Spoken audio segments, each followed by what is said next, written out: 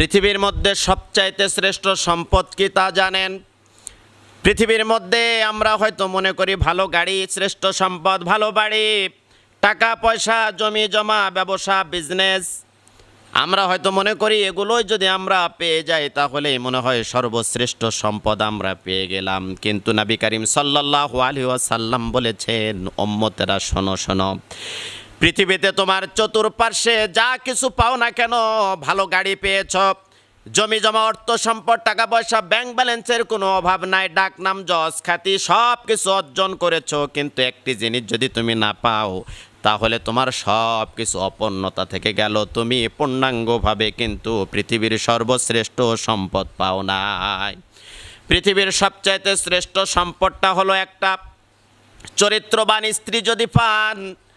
চরিত্রবান নারী যদি আপনার কপালে জোটে, নেককার পরহেজগার